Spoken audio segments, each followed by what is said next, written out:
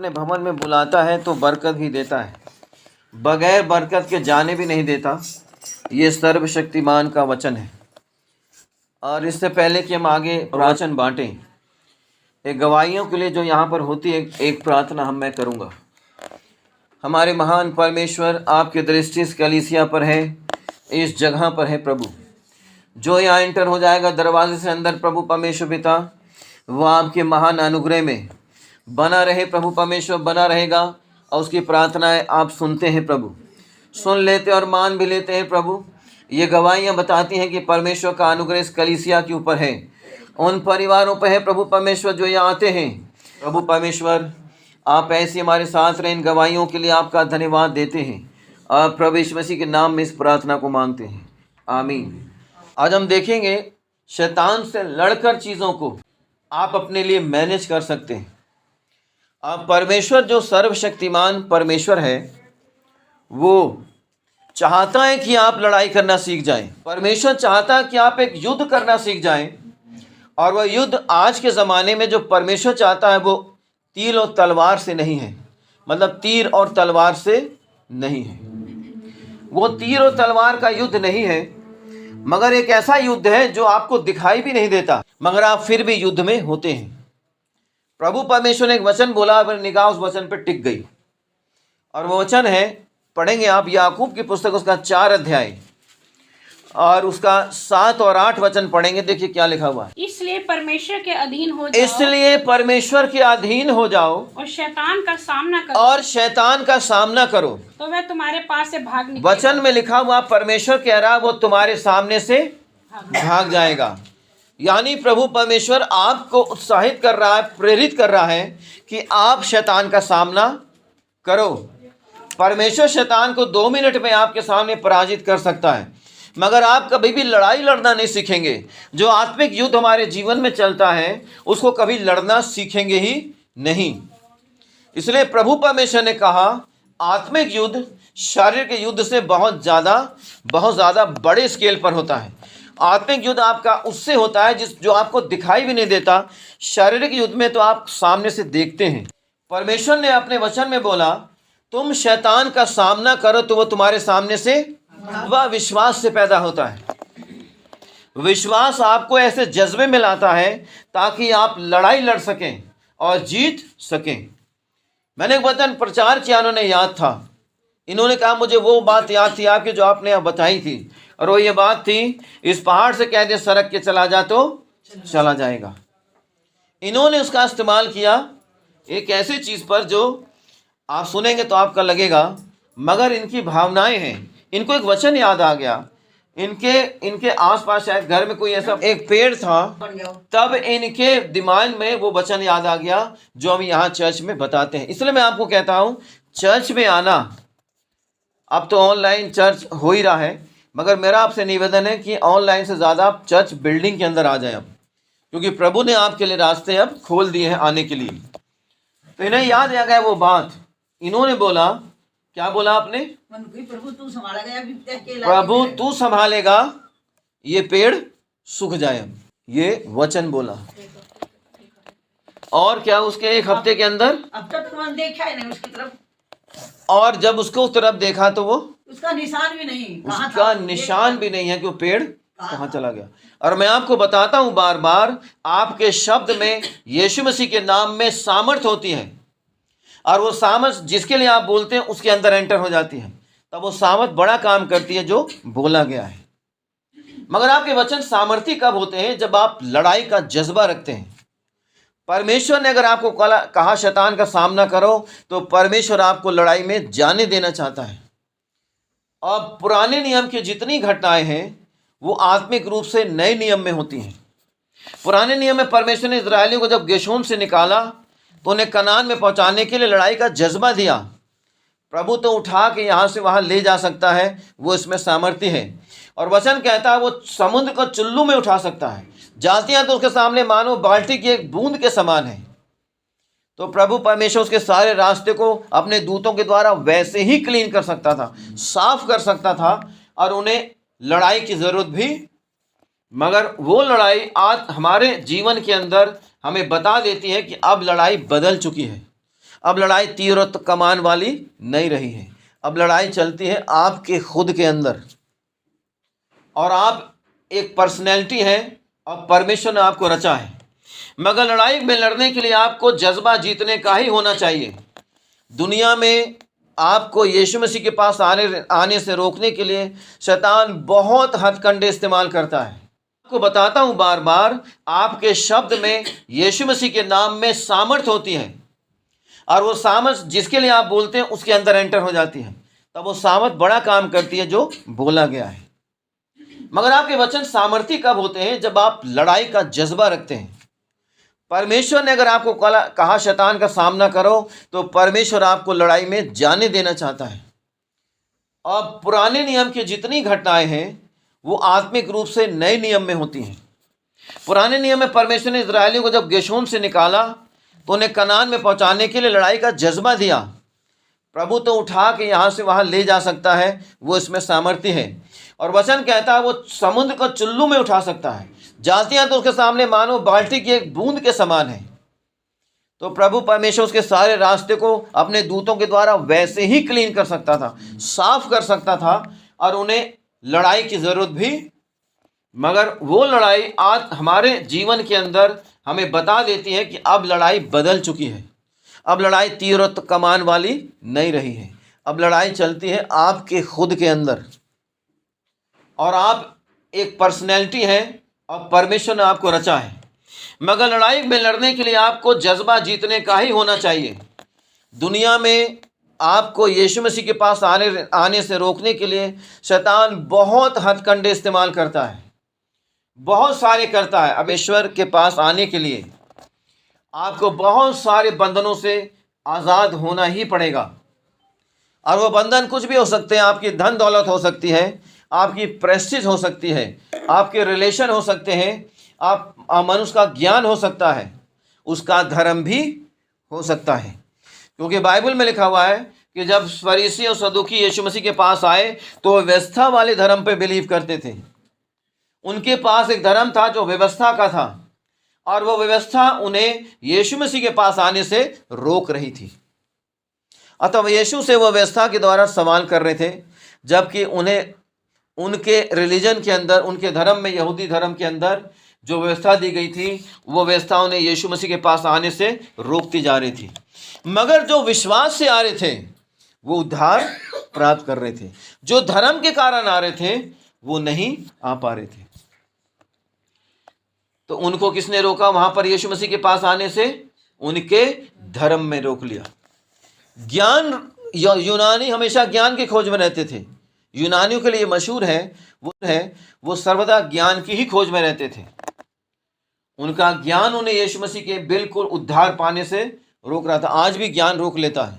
आज भी बड़े बड़े वैज्ञानिक हैं, उनका ज्ञान यीशु मसीह के पास आने सुनने से रोक भी लेता है। मगर जो आ जाते हैं, क्योंकि वैज्ञानिक वो चीज़ों को ढूंढते हैं जो पहले से मौजूद हैं, वो कुछ नया क्रिएट नहीं करते हैं। वो पहले से उन चीज़ों को ढूंढते हैं जो पहले से ही मौजूद है। उनमें क्या क्या चीज़ परमेश्वर ने बनाई है उनको ढूंढते हैं, तब वो महान कहलाते हैं। इनमें से जो कोई ज्ञान नहीं बल्कि विश्वास के कारण आ जाता है, परमेश्वर के वो परिवार का सदस्य बन जाता है। परमेश्वर आपको एक ऐसी लड़ाई में ले चलता है और चाहता है कि आप जीतें।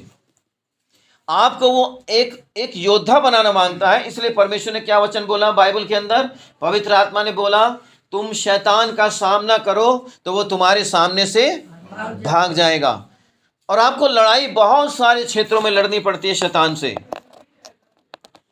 देखिए, शैतान आपको दिखता नहीं है, शैतान आपका हाथ नहीं पकड़ता है, शैतान आपको वश में करना मांगता है। मगर परमेश्वर ने जैसा आपको बनाया है कि आपका माइंड, आपका दिमाग आपके शरीर को वश में करे। आपकी इच्छाएं जो दिमाग से निकलती, दिल से निकलती हैं, उसको परमेश्वर वो नियंत्रित हो। परमेश्वर ऐसा चाहता है। शैतान अब उनका इस्तेमाल करता है। देखिए, वचन में लिखा हुआ है, एक बात हमें अच्छे से जान लेनी चाहिए कि परमेश्वर का एक सेवक बहुत कम उम्र में, ऐसी उम्र नहीं थी कि वो बहुत मैच्योर हो, बहुत कम उम्र में उसके अंदर परमेश्वर के लिए बहुत बड़ा जज्बा था, और जज्बे को लेकर वो किसी भी लड़ाई में कूदने के लिए तैयार होता था। और उसे जज्बा कैसे पैदा होता है? आप जब परमेश्वर पर बिलीव करते हैं तब जज्बा पैदा होता है। परमेश्वर का एक जन जो यीशु मसीह के वंशावली में गिना गया, आपको मालूम है वो कौन है? यीशु मसीह के वंशावली में वो गिना गया। पढ़ेंगे, एक वचन निकालेंगे, शमूएल की पुस्तक उसका 17 अध्याय उसका 36 वचन पढ़ेंगे। देखिए क्या लिखा हुआ है। पहला शमूएल उसका 17 अध्याय और उसका 36 वचन, 36 वचन देखिए वहाँ पर लिखा क्या हुआ, पढ़ेंगे। बहुत शानदार वचन यहाँ पर है जिससे हमें बहुत प्रेरणा मिलती है और आशीष मिलती है इस वचन को पढ़कर। ये घटना हमें बता देती है कि परमेश्वर चाहता क्या है और हमें क्या करना। पढ़ेंगे। तेरे दास ने, हाँ, पहला शमूएल 17 अध्याय 36 वचन। तेरे दास ने, यहाँ पर एक घटना है और घटना ये है कि इजरायली और फिलिस्तीनियों की सेनाएं आमने सामने खड़ी हैं और फिलिस्तीनियों में एक बड़ा व्यक्ति है गतवासी गोलियत। और वहाँ पर ऐसा लिखा हुआ है, वहाँ पर वो गतवासी गोलियत इजरायली सेना के सामने, क्योंकि बहुत बड़ा कद्दावर आदमी था, बहुत लंबी आई, ऐसा माना जाता है उसकी लगभग 12 फुट की आसपास उसकी कद काठी रही होगी।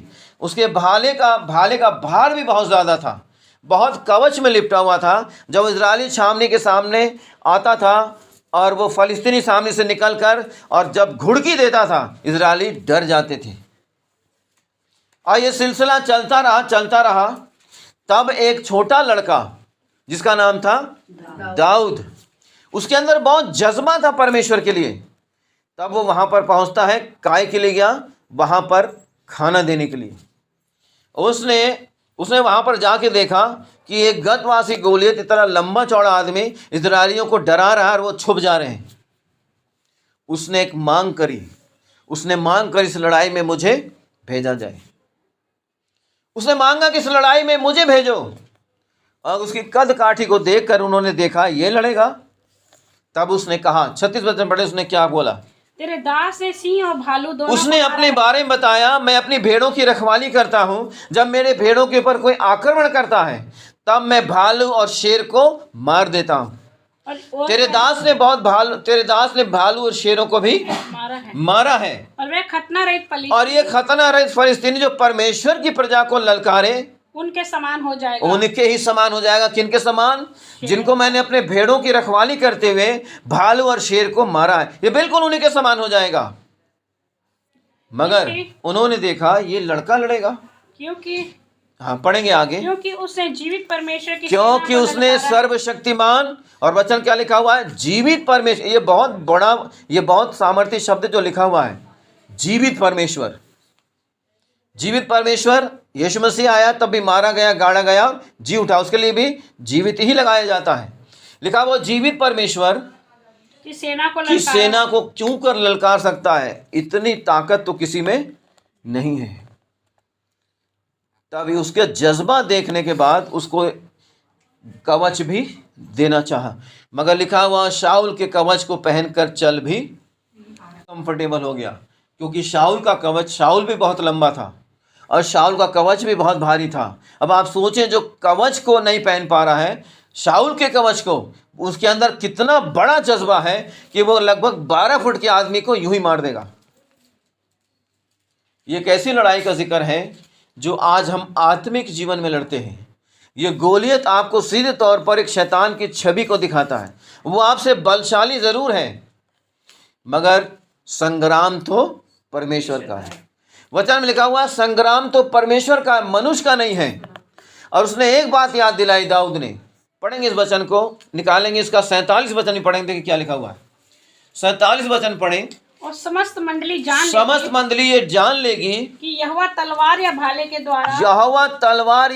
के द्वारा जयवंत नहीं देता। वो आपको विजयी तलवार भाले से नहीं करता है, इसलिए कि संग्राम, हालांकि वहां तो तलवार और भाले जरूर थे, मगर दाऊद जानता था ये तलवार भालों से नहीं विजय होऊंगा, मैं विजय होऊंगा प्रभु परमेश्वर, यहोवा परमेश्वर के नाम में। तब उसने कहा, उन्हें बता दिया ये लड़ाई तीर तलवार से नहीं जीती जाएगी, क्योंकि संग्राम मेरा नहीं है, संग्राम तो परमेश्वर का है। संग्राम आज भी मनुष्यों का नहीं है, संग्राम जीसस का है। और वो जीसस आपको आपको बलवान और बलशाली बनाना मांगता है, ताकि आप शैतान का सामना करें और वो आप शैतान के हाथों में न पड़ के उसको दोस्त न बनाएं।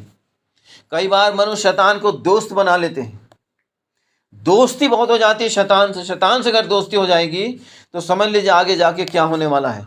आप इतने बड़ी निराशा में चले जाएंगे कि आप डिप्रेस्ड होकर कोई गंभीर बीमारी में जा सकते हैं, क्योंकि शैतान आपको दोस्त बना लेगा, आप शैतान को दोस्त बना लेंगे, और शैतान से आपकी कोई दोस्ती नहीं है।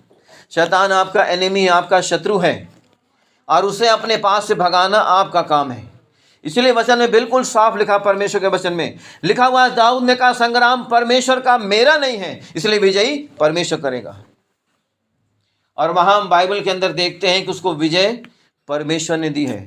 न तीर से दी, न तलवार से दी, न भाले से दी, सिर्फ 5 चिकने पत्थर उसने उठाए और इतने बड़े गतवासी नफीली वंश के गोलियत को उसने 1 ही मिनट में धराशायी कर दिया। गोलियत चकित हो गया ये देखकर। जब वो दाऊद उसके पास आया, गोलियत ने यहाँ तक कह दिया, क्या मैं कुत्ता हूँ जो तू मुझे डंडा लेकर मारने आया है। मगर एक के जज्बे की वजह से वहाँ पे एक बड़ी जीत हो गई और इजरायलियों ने फ़िलिस्तीनियों को हरा दिया। परमेश्वर का धन्यवाद देते हैं। अब वही इजरायली जब बहुत साल पहले गेशोन से निकलकर कनान की तरफ बढ़ रहे थे, तब एक घटना और भी घटी थी, बहुत वो गंभीर घटना, उसको भी पढ़ेंगे। देखिए क्या लिखा हुआ है, निकालेंगे गिनती की पुस्तक उसका 13 अध्याय, गिनती चैप्टर 13 और उसका 30 वचन पढ़ेंगे। देखिए क्या लिखा हुआ है, 30 वचन, जहां पर एक शब्द लिखा, एक वचन लिखा हुआ, आयत लिखी हुई है। 13 अध्याय, गिनती की पुस्तक 13 अध्याय उसका 30 वचन। देखिए क्या लिखा हुआ है, पर कालेब ने मूसा के सामने प्रजा के लोगों को चुप कराने के विचार से परमेश्वर ने कहा था मैं तुम्हें कनान में दूंगा, कनान में तुम्हें पहुंचाऊंगा जहाँ दूध और मधु की धाराएं, यानी सीधे तौर पर परमेश्वर उन्हें बता रहा था वो आशीषों से भरा हुआ जगह है, तुम्हें ब्लेसेड जगह ले जाऊंगा। मगर वचन में लिखा हुआ है उसमें प्रवेश करने से पहले जब वो कनान का भेद लेने गए तो वहां पर लिखा हुआ है यहोशू, कालेब, और वहां पर लोग जब उनके साथ गए तो वचन में लिखा हुआ जब लौट कर आए तब उन्होंने उस देश का जो भेद बताया, उस भेद को देखकर इजरायली रोते रहे। उनके अंदर कनान में प्रवेश करने का जज्बा खत्म हो गया। वचन में लिखा हुआ वो रोते रहे। 14 अध्याय एक वचन पढ़ेंगे तो आपको मिलेगा। इसका 14 अध्याय एक वचन पढ़ें, 14 अध्याय का एक वचन पढ़े। देखिए क्या लिखा हुआ है, तब सारी मंडली चिल्ला उठी और रात भर वे लोग रोते, और रात भर, देखिए कितना वो डिप्रेस हो गए थे, निराश हो गए थे कि वो सारी रात रोते रहे। सारी रात रोने का मतलब है रो सकता कोई लगातार सारी रात। उन्हें मालूम हो गया अब हम नष्ट हो जाएंगे, अब हम गेशोन से निकल गए हैं, कनान में प्रवेश नहीं कर पाए, बीच में है, कनान के बॉर्डर पर आ गए हैं। मगर वहां की दशा को देखकर, वहां के लोगों को देखकर लिखा हुआ वो सारी रात रोते रहे। मगर जज्बा किनके अंदर था? केवल 2 लोगों के अंदर। परमेश्वर आपको वही जज्बा देना चाहता है कि आप शैतान से लड़ें और जीत लें। लड़ाई के बहुत क्षेत्र हो सकते हैं, शैतान के बहुत क्षेत्र हो सकते हैं। जब आप दुआ करने बैठते हैं और आपकी दुआ लेट होने लगी, तब आप सोचेंगे कि पता नहीं परमेश्वर हमारी दुआओं को सुनेगा या नहीं सुनेगा। मगर आपके अंदर जज्बा होना चाहिए, और जज्बा विश्वास से पैदा होता है। आपको मालूम था, दाऊद को पूरा बिलीव था मैं इसे मार लूंगा। एक बात याद दिलाई दाऊद ने। पढ़ेंगे इस वचन को, निकालेंगे इसका 47 वचन भी पढ़ेंगे। देखिए क्या लिखा हुआ है, 47 वचन पढ़ें। और समस्त मंडली ये जान लेगी कि यहोवा तलवार या भाले के द्वारा जयवंत नहीं देता, वो आपको विजयी तलवार भाले से नहीं करता है। इसलिए कि संग्राम, हालांकि वहां तो तलवार और भाले जरूर थे, मगर दाऊद जानता था ये तलवार भालों से नहीं विजय होऊंगा, मैं विजय होऊंगा प्रभु परमेश्वर, यहोवा परमेश्वर के नाम में। तब उसने कहा, उन्हें बता दिया ये लड़ाई तीर तलवार से नहीं जीती जाएगी, क्योंकि संग्राम मेरा नहीं है, संग्राम तो परमेश्वर का है। संग्राम आज भी मनुष्यों का नहीं है, संग्राम जीसस का है। और वो जीसस आपको आपको बलवान और बलशाली बनाना मांगता है, ताकि आप शैतान का सामना करें और वो आप शैतान के हाथों में न पड़ के उसको दोस्त न बनाएं। कई बार मनुष्य शैतान को दोस्त बना लेते हैं, दोस्ती बहुत हो जाती है शैतान से। शैतान से अगर दोस्ती हो जाएगी तो समझ लीजिए आगे जाके क्या होने वाला है। आप इतने बड़ी निराशा में चले जाएंगे कि आप डिप्रेस्ड होकर कोई गंभीर बीमारी में जा सकते हैं, क्योंकि शैतान आपको दोस्त बना लेगा, आप शैतान को दोस्त बना लेंगे, और शैतान से आपकी कोई दोस्ती नहीं है। शैतान आपका एनिमी है, आपका शत्रु है, और उसे अपने पास से भगाना आपका काम है। इसलिए वचन में बिल्कुल साफ लिखा, परमेश्वर के वचन में लिखा हुआ है, दाऊद ने कहा संग्राम परमेश्वर का मेरा नहीं है, इसलिए विजयी परमेश्वर करेगा। और वहां हम बाइबल के अंदर देखते हैं कि उसको विजय परमेश्वर ने दी है। न तीर से दी, न तलवार से दी, न भाले से दी, सिर्फ 5 चिकने पत्थर उसने उठाए और इतने बड़े गतवासी नफीली वंश के गोलियत को उसने 1 ही मिनट में धराशायी कर दिया। गोलियत चकित हो गया ये देखकर। जब वो दाऊद उसके पास आया, गोलियत ने यहाँ तक कह दिया, क्या मैं कुत्ता हूँ जो तू मुझे डंडा लेकर मारने आया है? उसने ये भी बोल दिया। गोलियत को मालूम था ये बच्चा मेरे सामने लड़ेगा।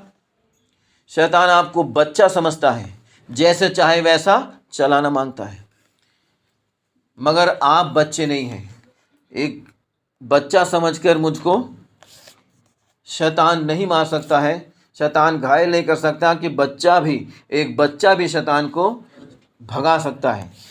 आपका जज्बा आपके परिवार को आशीष दे सकता है, आपका जज्बा आपकी कलीसिया को ब्लेस कर सकता है, आपका जज्बा आपको ऊंचाइयों पे ले जा सकता है। आप कुछ भी प्राप्त कर सकते हैं, क्योंकि परमेश्वर के वचन में लिखा हुआ है कि परमेश्वर का राज बातों में नहीं बगर पावर में है। परमेश्वर का राज बातों में नहीं है। मैं परमेश्वर के द्वारा सब कुछ, जो मुझे सामर्थ्य देता है, वचन में ऐसा लिखा हुआ, जो मुझे सामर्थ्य देता है उसके द्वारा मैं सब कुछ। परमेश्वर का धन्यवाद देते हैं, परमेश्वर की महिमा हो। Hallelujah, praise the Lord. अब एक जगह और आएंगे, इस घटना को देखें जो आप पढ़ रहे हैं, गिनती की पुस्तक 13 अध्याय 30 वचन, जहाँ उसको हम पढ़ेंगे। यहाँ पर बिल्कुल साफ लिखा हुआ है, यहोशू और कालेब को छोड़कर हजारों जो मंडली थी, बल्कि वो लाखों में थी, सारी रात रोते रहे, मगर 2 लोग ऐसे थे जिनके अंदर जज्बा था कि नहीं, हम तो उन्हें नफीलियों को, जिनकी कद काठी बहुत लंबी है, इतनी लंबी थी कि उन्होंने, इजरायलियों ने जब उनका जिक्र किया, इजरायली कोई छोटे नाटे नहीं होते थे, वो भी अच्छे हाइट के थे। इजरायली की औसत हाइट भी बड़ी अच्छी होती थी। और वचन लिखा है, 33 वचन पढ़े इसका, तो आपको समझ में आ जाएगा कि उनकी हाइट कितनी रही होगी। फिर हमने वहाँ नपीलियों को देखा, अर्थात नपीली जाति वाले अनाक वंशियों नपीली जाति वाले अनाक वंशियों को देखा, और हम अपनी दृष्टि में उनके सामने, और हम उनकी दृष्टि में, अपनी दृष्टि में उनके सामने टिड्डे के समान दिखाई पड़ते थे। हमने जब उन्हें देखा तो उनकी कद काठी को देखकर हमारा जो कद काठी है वो टिड्डियों के समान थी। और आपको पता, मैंने आपको कई बार बताया भी है कि ये नफीलियों की हाइट लगभग कितनी रही होती होगी उस ज़माने में। ये बाइबल से हमने कई बार इसको देखा भी है। जब वो कह रहे इजरायली जिनकी औसत हाइट भी छोटे गिट्ठे नहीं होते थे, वो भी अच्छे लंबे होते थे, उन्होंने बोला हम उनके सामने टिड्डियों के समान हैं। अब आप सोचिए उनकी हाइट कितनी रही होगी। जब कनान के अंदर यही नफीली जाति, उन्होंने अपना अस्तित्व बनाए हुए थे, वहाँ पर उनका अस्तित्व वहाँ बना हुआ था, वो अपनी जनसंख्या को वहाँ पर बढ़ा रहे थे। उनके सामने जब इजरायलियों ने देखा और जब उसका उन्होंने बयान किया, तब लिखा सारी रात वो रोते रहे। उन्हें समझ में आ गया अब हम तो मरने ही वाले हैं। उन्होंने आशा छोड़ दी। परमेश्वर कहता है, परमेश्वर का वचन है, संग्राम मेरा है, तुम सिर्फ खड़े रहो और देखते रहो। परमेश्वर का वचन कहता है। और वहां पर लिखा हुआ है 2 व्यक्ति थे, सिर्फ 2 व्यक्ति, उन्होंने कहा हमें आज्ञा दे, हम उन्हें ले लेंगे। पढ़ेंगे इसका 30 वचन दोबारा। और कालेब ने मूसा के सामने प्रजा के लोगों को चुप कराया, चुप रहो, हम अभी चढ़कर उस देश को ले लेंगे, क्योंकि परमेश्वर ने कहा है हमें देने के लिए। परमेश्वर लाया गेशोन से निकालकर, उसका संग्राम है, वही देगा हमें, इसलिए हम उन्हें ले लेंगे।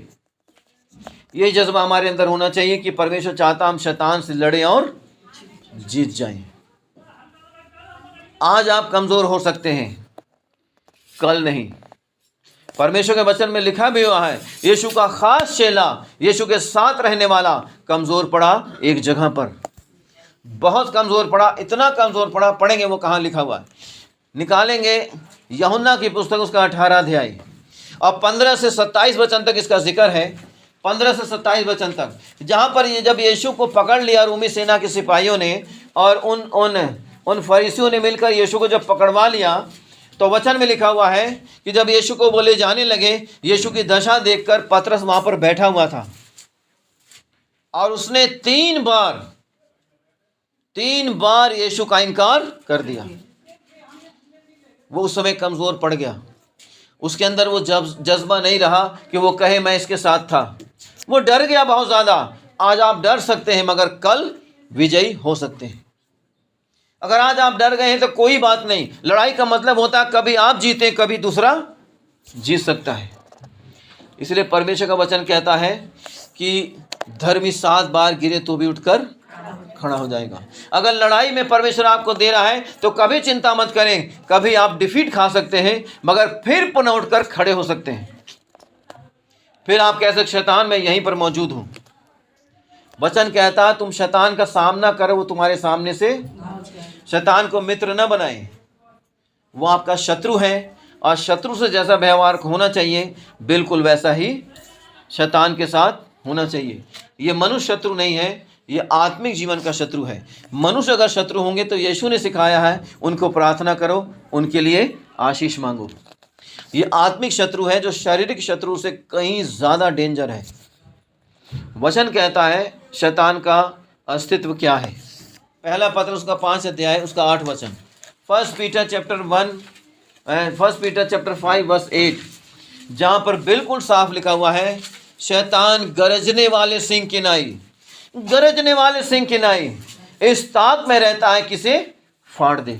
सचेत हो और जागते रहो, सचेत रहो और जागते रहो। यही आत्मिक जीवन में परमेश्वर सिखाते हैं, अलर्ट रहो क्योंकि तुम्हारा विरोधी शैतान, क्योंकि तुम्हारा विरोधी शैतान गरजने वाले सिंह के गरजने वाले सिंह की नाई इस खोज में रहता है कि किसको फाड़ किसे फाड़। तो वो आपका मित्र नहीं है, वो आपका शत्रु है। उसे मित्र बनाने की कोशिश नहीं करनी चाहिए। यानी शैतान से समझौता करने का मतलब है आप लड़ाई से बाहर हो चुके हैं, आपने अपने सामने वाले से समझौता, यही होता है इसका मतलब। पतरस कमज़ोर पड़ा, आप भी पढ़ सकते हैं। पतरस जिसने यीशु मसीह के इतने बड़े बड़े मिरेकल देखे, इतने बड़े मिरेकल कि यीशु ने मुर्दों को बोला बाहर निकल, वो जीवित हो गया। यीशु ने आंधी पानी को रोक दिया, पतरस ने देखा पानी पर, खुद भी पतरस चला। मगर ऐसे एक समय में पतरस कमज़ोर हो जाता है, वो जज्बा उसका उस समय वहाँ पर समाप्त हो गया। अगर आज आप हार रहे हैं तो कल जीत जाएंगे, बिल्कुल जीत जाएंगे जैसे पतरस जीत गया। उसका कारण है आपको खड़े रहना है। आप केवल खड़े रहें और देखते रहें, क्योंकि संग्राम परमेश्वर का है। आपका संग्राम आज यीशु का शैतान से, और परमेश्वर और यीशु मसीह आपको विजय कराएगा, कराता भी है। यीशु मसीह विजय कराएगा नहीं, करा रहा है। और यीशु मसीह आपको बहुत सारी बातों में विजय करा चुका है। ये बात नहीं कि आपको कराएगा, आपको करा भी रहा है और बहुतों को कराएगा। परमेश्वर का धन्यवाद देते हैं। तो शैतान संग्राम उस समय यहोवा का था और वही यहोवा यीशु मसीह में आ गया धरती पर। बिल्कुल साफ लिखा हुआ है, यूहन्ना बपतिस्मा देने वाले को दिनों से लेकर आज तक स्वर्ग के राज में बलपूर्वक प्रवेश हो रहा है और बलवान इस पर कब्जा करते हैं। कब्जा बगैर लड़ाई के संभव नहीं है। आपको लड़ना ही पड़ेगा, आपको लड़ना पड़ेगा। और परमेश्वर आपको वही योद्धा बनाना मांगता है जो नीति वचन में लिखा हुआ है, उसका 16 अध्याय उसके 32 वचन में, नगर को जीतने से बड़ा योद्धा मन को जीतने वाला है परमेश्वर की दृष्टि में। आज आपका मन, आपको अगर आप इसको जीत लेते हैं तो आप परमेश्वर की नज़र में बड़े योद्धा हैं, क्योंकि आपकी मन को कमांड शैतान करना चाहता है। अगर एक बार उसने आपने मन को कमांड कर लिया तो फिर आप उसके सामने पराजित। मगर मैंने आपको बोला पतरस के समान अगर आज आप हार जाते हैं तो बिल्कुल निराश ना हो। परमेश्वर पवित्र आत्मा भेजकर आपको बलवान बनाएगा, और जो यीशु मसीह के नाम से भेजेगा। तब परमेश्वर ने, यीशु मसीह ने क्या किया? जब यीशु मारे गए, गाड़े गए, जी उठे, तब यीशु मसीह ने अपने चेलों से कहा, जब तक स्वर्ग से पावर न मिले इस स्थान पर ही रहना। क्योंकि यीशु मसीह को मालूम था, अब जब मैं आकाश पर उठा लिया जाऊंगा, परमेश्वर के दाहिने हाथ विराजमान हो जाऊंगा, तब इन्हें इस संसार में जाके मेरे चेलों को एक बड़ी लड़ाई लड़नी है। उस लड़ाई में सर्वदा विजयी रहे। तब परमेश्वर ने, यीशु मसीह ने कहा, मैं तुम्हारे ऊपर स्वर्ग से आशीष भेजूंगा, और जब तक वो आशीष न मिले यहाँ से जाना मत। और वचन में लिखा हुआ है, 50वें दिन उनके ऊपर एक बड़ी आंधी और सनसनाहट की शब्द के साथ एक बहुत पावर आ गई उनके अंदर, पावर उतरी स्वर्ग से, एक बहुत पावर उतरी, और वचन में लिखा उन पर आके ठहर गई। पूरी बाइबल पढ़ लीजिएगा। उसके बाद उन्होंने जो कुछ भी बोल दिया वही हो गया। परमेश्वर का धन्यवाद देते हैं। परमेश्वर चाहता आप सिर्फ खड़े रहें और परमेश्वर के कार्य को अपने जीवन में देखें। प्रभु अपने वचन पे बहुत आशीष दे।